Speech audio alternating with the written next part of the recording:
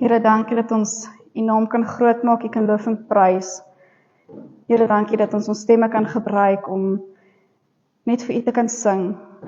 Maar Here, soos wat ons nou met die woord gaan besig wees, en soos wat ons al reeds gehoor het met die kinders, U is ons koning, ons Here. Vra dat U ons net nog meer sal verduidelik wie U is en hoe kosbaar U regtig vir ons is. Dankie vir dit, Here Jesus. Ek bid dit in U naam alleen. Amen. Soos as julle nou 'n bietjie gehoor het, ons gaan 'n bietjie gesels rondom Jesus en hoe die geloofsbelijdenis hom dan spesifiek ook beskryf. En daarom, die eerste 2 aanhalings wat ek vir ons gaan lees, die geloofsbelijdenis van Nicea, noem Jesus as God uit God, lig uit lig, waardige God, verwek, nie gemaak nie, een in wese met die Vader. Dis ook een van ons geloofsbelijdenis as ons in die NG Kerk nou ook bely. En Augustinus, een van die kerkvaders, hy het op 'n stadium gepreek vir 'n Kersfeesdiens en toe sê hy die volgende: hy lê in 'n krib en tog rus die wêreld in sy hande. As baba was hy sprakeloos en tog was hy self die woord, wat die hemel nie kon vashou nie, lê rustig in die skoot van 'n enkele vrou. Sy dra hom wat haar oor die heelal dra op haar heupe. Is dit mooi gesê? Hierdie een wat alles vashou lê in haar skoot, maar tog is hy so kosbaar. En dis hoekom ons eintlik 'n bietjie die vraag moet vra oor wie dink ons is Jesus werklik vir ons? Om bietjie te gaan sit en indelf, wie is Jesus vir my werklik? Hoe sien ek hom raak? En dis hoekom ons nodig het om bietjie te praat oor wat die geloofsbelijdenis ook alles van Jesus sê, wat hulle alles beskryf. Nou ek het ons gaan opsoek in die Bybel of daar 'n teksvers is wat regtig die hele geloofsbelijdenis eintlik opsaamvat, dalk net in ander woorde. En soms hoef ons nie een wat regtig alles saamvat nie, maar daar's 'n teksgedeelte of 'n boek in die Bybel wat die hele geloofsbelijdenis beskryf. Die Hebreërsbrief is regtig een van daai briewe wat alles van Jesus en die geloof en dit wie hy is eintlik verduidelik. So daarom gaan ons 'n bietjie saam lees, sommer die eerste 4 verse van die hoofstuk of van die boek. Hebreërs 1, vers 1 tot en met 4, en sê ons van lees die 2020 vertaling uit. In die ou tyd het God baie keer en op baie maniere met ons voorvaders gepraat deur die profete, maar in hierdie eindtyd het hy ons gepraat deur sy seun. Hom het hy aangestel as erfgenaam van alle dinge, en deur hom het hy ook die wêreld geskep. Hy is die uitstraling van God se heerlikheid en die ewebeeld van sy wese. Hy hou alles in stand deur sy magtige woord, en nadat hy die reiniging van die sonde bewerk het, het hy gaan sit aan die regterkant van die majesteit in die hoogtes. Hy is hoog bo die engele verhef, net soos wat hy 'n naam geërf het, wat uitnemender is as hulle sin. Ons lees net tot daar. En dit is nogals interessant om mooi te gaan sit en luister hoe daai eintlik 'n samevatting is van ons geloofsbelijdenis, of ons geloofsbelijdenis 'n samevatting wat daar regtig in staan. Maar kom ons begin by waar het Jesus as mens op aarde bekend geword? Hoe het hy bekend geword? Nou ons ken die Kersverhaal eintlik van hoe Jesus gebore is in 'n stal, hoe sterrekykers en die skaapwagters na hom toe gekom het en geskenke vir hom gebring het en eer aan hom gegee het. Daar waar 'n ster geskyn het en gesê het, maar dit is die plek waar die nuwe koning gebore word. En tog ook Herodes wat omgekrap was oor hierdie nuwe koning wat gebore word, en hy wil net met alle mag eintlik hierdie babatjie om die lewe bring. Maar tog, dis nie die hele storie van die Kersverhaal nie. As ons 'n bietjie tree terug moet gee, Maria, Jesus se moeder, 'n jong tienermeisie, wat nog nooit saam met 'n man was nie, sy was ongetroud, sy is wel verloof aan Josef.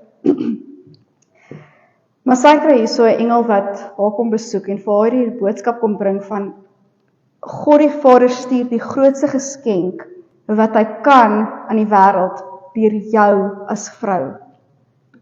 Eers was sy half geskrik geweest van, hierdie groot geskenk wat met my gebeur, hierdie ding wat onmenslik is, ek gaan 'n kind hê. Maar tog sê sy dan nou ook in Lukas 1 vers 38 dat wat ook al die Here bestem het vir my om met my te gebeur, dat dit gebeur. Sy maak haarself oop dat God die werke deur haar doen wat hy beplan het om te doen. So sy is oop en bereid om dit te doen en sy gee haar lewe so ook vir die Here om te sê dat gebeur wat moet gebeur. Nou Josef, haar verloofde, hy was al van, ek gaan nie met haar trou nie, ek gaan nie enigiets nie, want sy het rondgegaan en gewat ook al, ek gaan nie pa staan vir iemand wat nie my kind is nie. Totdat 'n engel aan hom verskyn het en gesê het, maar jy saam met haar trou, want dit wat in haar verwek is nie menslik nie. Hierdie babatjie kom deur die Heilige Gees na haar toe, is vir haar so gegee. En in Matteus 1 vers 20, dan sê dit spesifiek dat dit wat in Maria verwek is, kom van die Heilige Gees af. En Josef het, nadat hy hierdie woorde gehoor het van die engel, het hy gesê, maar okay, wat ook al gebeur, moet die mense nou maar doen en sê, en wat ook al, ek gaan met Maria trou, want dit is 'n opdrag wat God vir my gegee het. Ek is wetsgehoorsaam en wetsgetrou, so ek gaan dit doen. Ek kan nie ongehoorsaam wees teenoor God nie. En dis hoe Jesus se ouers nou so bymekaar gekom het en hierdie belofte van God groot gemaak het, van babatjie tyds af tot 'n groot man toe.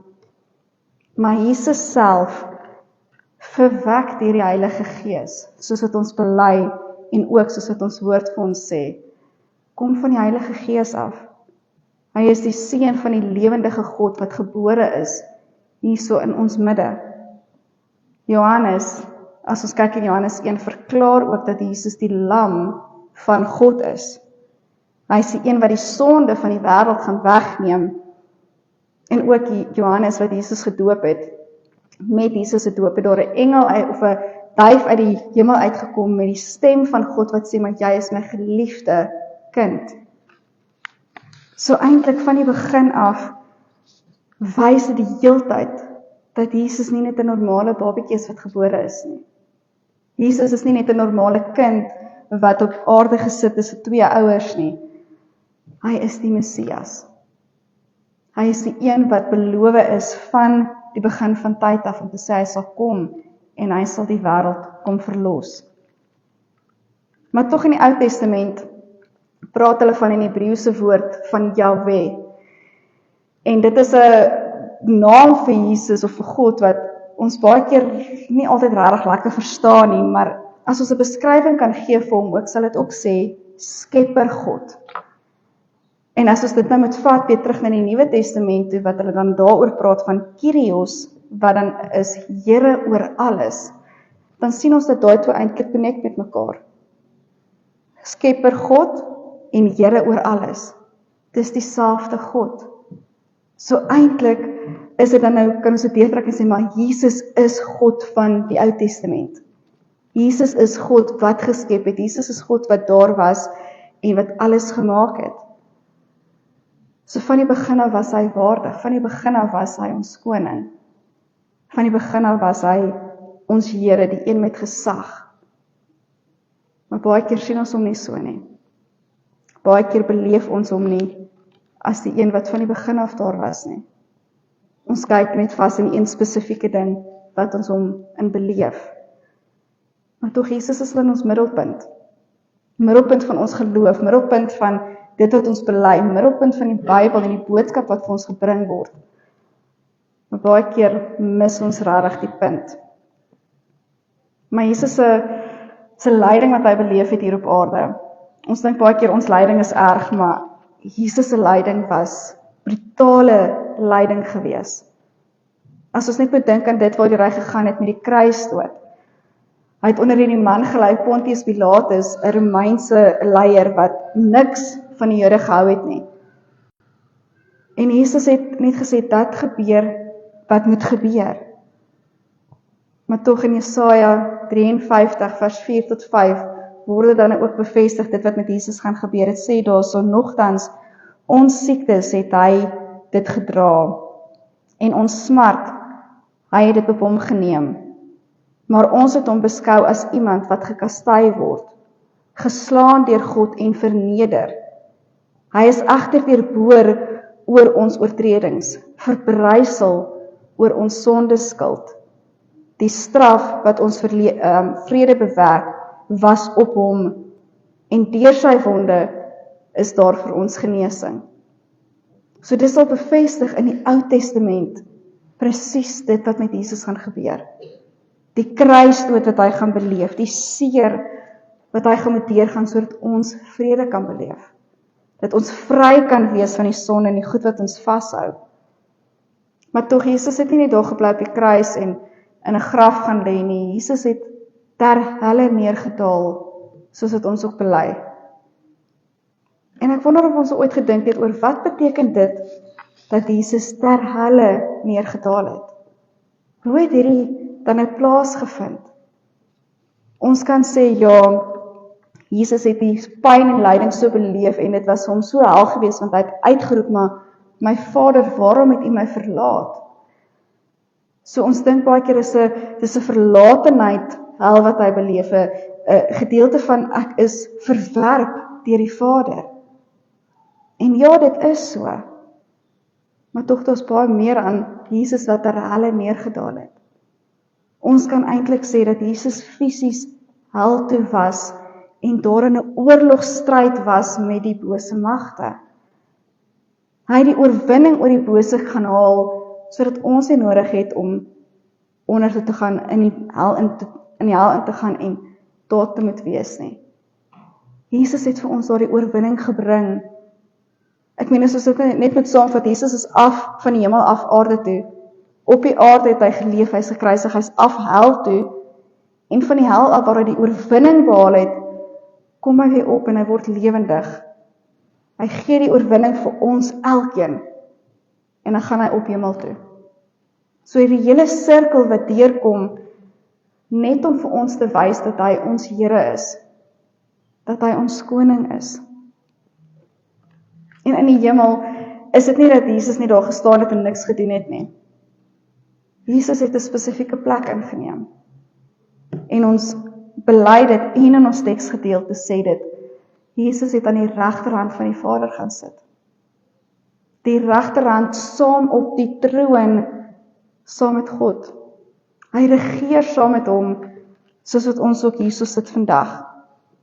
Hierdie ereplek is aan hom beloof van die begin van tyd af. Maar omdat hy deur hierdie proses gegaan het en die lewe gegaan het wat hy gehad het, het hy die plek ingeneem en hy het vir ons elkeen ook 'n plek wat hy besig is om reg te maak. So hierdie Messias waarna ons kyk, hierdie koning en hierdie Here, dink aan elkeen van ons, soos wat hy daar op die troon sit, langs God die Vader. Hy berei vir ons elkeen se plek voor. En daarom moet ons eintlik sê, maar geloof moet vir ons belangrik wees. Hierdie verhouding met die Here moet vir ons belangrik wees, want Jesus het sy alles vir ons gegee. So daarom kan ons ook ons alles vir hom gee. Ons kan ons alles teruggee aan hom, want die plek wat hy vir ons het, wil hy eintlik van sê, maar jy is my geliefde kind, kom wees saam met my. Kom sit hier langs my by die feesmaal.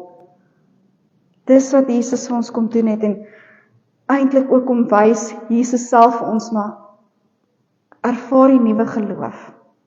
Kom ervaar groei wat ek vir jou wil kom gee, my kind.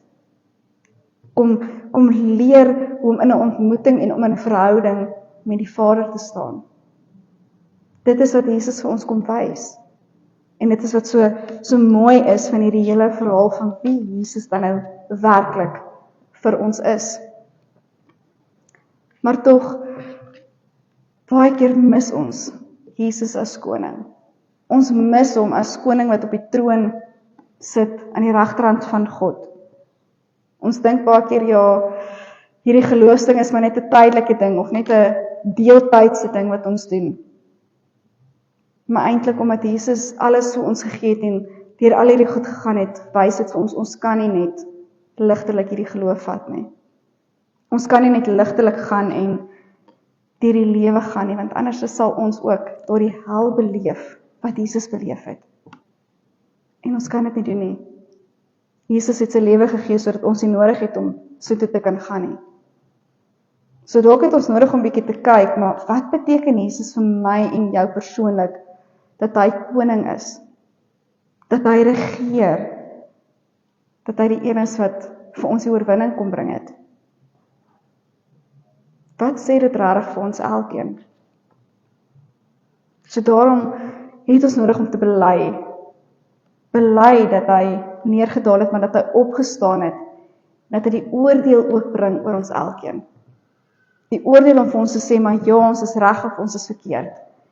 Die oordeel om te sê, maar my kind, kom in en kom lewe saam met my. Kom lewe hier in my troonkamer. In Matteus 25 vers 31 tot 33 sê vir ons ook, wanneer die Seun van die mens in sy heerlikheid kom en al die engele saam met hom, sal hy op die glansryke troon gaan sit. Al die nasies sal voor hom byeengebring word. En hy sal hulle van mekaar skei, soos 'n herder die skape en bokke skei. Die skape sal hy aan die regterhand laat staan en die bokke aan die linkerkant. So eintlik is God hier besig om te sê, maar ek gaan julle skei. Die wat gelowig is, die wat ek ken, gaan daar wees saam met my, gaan die skape wees, gaan saam met my wy. En die ander gaan ek oordeel oortrek en sê, maar ek ken jou nie, gaan weg van my af. Ons wil nie daai gedeelte wees nie, ons wil nie weggewys word nie. Ons wil saam met Jesus wees. Ons wil sy skape wees, ons wil saam in die troonkamer van God gaan sit. Daarom kan ons eintlik, soos wat die Hebreërsbrief bely, ook wie Jesus as koning is, kan ons ook bely. Elke liewe dag deur om eer en lof van hom te bring. Elke liewe dag onsself dalk af te vra, maar wie is Jesus vir my? Wie is Jesus wat ek nou nodig het in my lewe? Wat iemand 'n rukkie terug vir my spesifiek hierdie vraag gevra, maar wie is Jesus vir jou? En ek sê vir hom, maar eintlik is Jesus die ene wat ek op daardie oomblik nodig het. As ek nodig het om vertroos te word, is hy my vertrooster. As ek nodig het dat hy my versorger is hy my versorger. As ek 'n vader nodig het, is hy my vader. So wat is dit wat julle spesifiek vandag van Jesus nodig het? Want hy is dit vir ons. En meer is dit, hy is ons Here en ons koning. Hy is die middelpunt van ons geloof en dit wat ons bely. Hy is een wat ons elke dag moet gaan soek en eintlik met sekerheid kan sê dat hy is ons Here. So kom ons gaan uit hierdie week en ons gaan soek bietjie, maar wie is hy vir ons? Kom ons gaan dink bietjie daaroor na. En ons gaan leer om te bely dat hy ons Here en ons koning is. Amen. Kom ons bid saam.